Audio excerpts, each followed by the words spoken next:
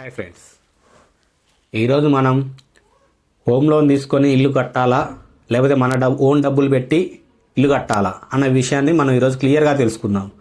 చాలామందికి ఈ విషయంలో చాలా కన్ఫ్యూజన్ ఉంది. చాలామంది ఏం చేస్తారు, వాళ్ళ ఉన్న డబ్బు అంతా ఖర్చు పెట్టి ఇల్లు కట్టేసి తర్వాత బాధపడుతూ ఉంటారు. చాలామంది ఈ అప్పుల ఊపి నుంచి బయటకు రావడానికి చాలా కష్టపడుతుంటారు. మీ అందరి కోసం నేను ఈ వీడియోలో చాలా సింపుల్గా మన ఇల్లు ఎలా కట్టుకోవాలి, దానికి బెస్ట్ మెథడ్ ఏంది, దీనికి మనం ఎలాంటి క్యాలిక్యులేషన్స్ వాడాలి అన్నది మీకు క్లియర్గా క్యాలిక్యులేషన్తో సహా చూపిస్తాను. ఇక్కడ ఫస్ట్ మనం ఇల్లు కట్టాలంటే ఎంత ఖర్చు అవుతుంది అన్నది మనం ఎస్టిమేషన్ వేసుకోవాలి.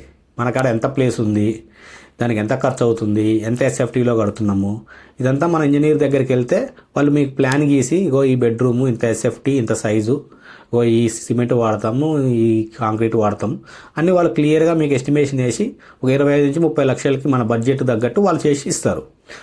ఎగ్జాంపుల్, మన ఇల్లు ఖర్చు 30 లక్షలు అవుతుంది. మీ దగ్గర 30 లక్షలు ఉన్నాయి, మీరు ఇల్లు కట్టాలని స్టార్ట్ చేద్దాం అనుకుంటున్నారు. ఇప్పుడు మీరు ఏ పద్ధతిలో కడితే బెటరు, మీరు లోన్ తీసుకొని కట్టాలా, మీ ఓన్ డబ్బులతో కట్టాలా? ఆల్రెడీ మా దగ్గర ఓన్ డబ్బులు ఉన్నాయి, మళ్ళీ లోన్ ఏంది, మీరేం మాట్లాడుతున్నారు అని నన్ను అడగొచ్చు. ఇదే విషయం మీకు చెప్పబడుతున్నా. ఈ వీడియోలో నేను క్లియర్గా చెప్పబోతున్నాను.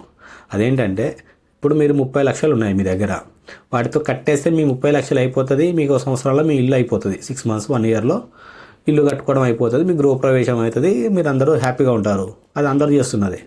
ఇక్కడ మనం అదే 30 లక్షలు మీకు ఇన్కమ్ జనరేట్ అవుతూ ఒక లోన్ తీసుకున్నారు. సపోజ్ మీరు 30 లక్షలు లోన్ తీసుకున్నారు. లోన్ తీసుకుంటే మీకు ఎంత పడుతుంది పర్ మంత్? 25 ఇయర్స్ టెన్యూర్ పెట్టుకుంటే మంత్కి 9% ఇంట్రెస్ట్ రేట్ వేసుకుంటే 25,000 అవుతుంది పర్ మంత్ ఈఎంఐ క్యాలిక్యులేషన్.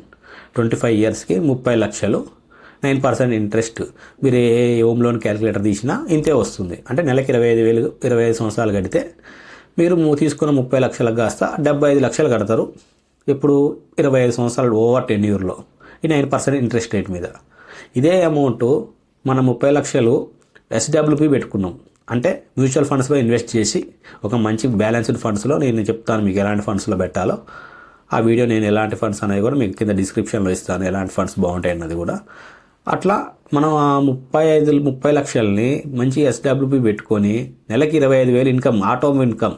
అంటే మీరు ఇల్లు స్టార్ట్ చేసిన ఈఎంఐ అమౌంట్ ఎప్పుడు స్టార్ట్ అయిందో అదే మంత్ నుంచి మనం కూడా 25,000 ఆ ఈఎంఐకి వెళ్ళిపోయేటట్టు సెట్ చేస్తాం. అదే బ్యాంక్ అకౌంట్కి పెడతాం. ఈ ఎస్డబ్ల్యూపీ కూడా మనకు 5వ తారీఖు పెడతాం, 10వ తారీఖు ఈఎంఐ కట్ అయ్యే డేట్ పెడతాం.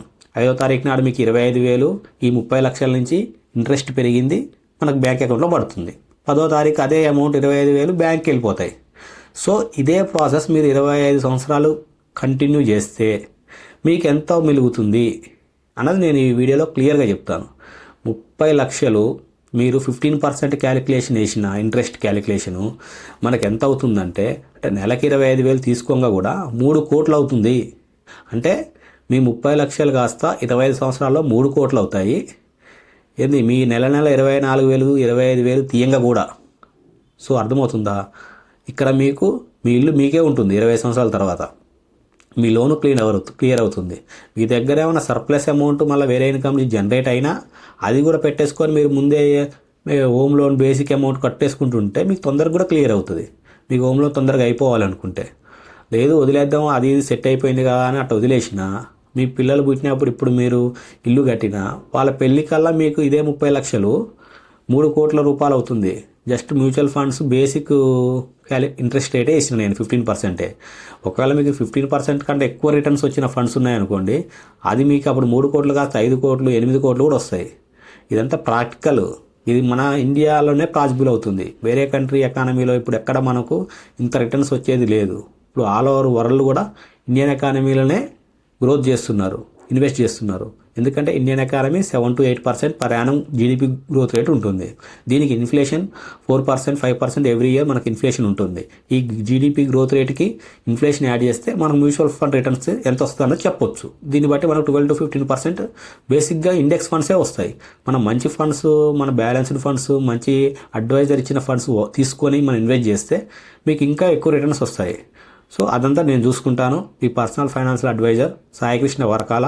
నన్ను ఫాలో అవ్వండి. ఇలాంటి మరిన్ని వీడియోస్ కోసం నా ఛానల్ ఇప్పుడే సబ్స్క్రైబ్ చేయండి. ఈ విషయాన్ని మీ ఫ్రెండ్స్ అండ్ ఫ్యామిలీ మెంబర్స్కి షేర్ చేయండి.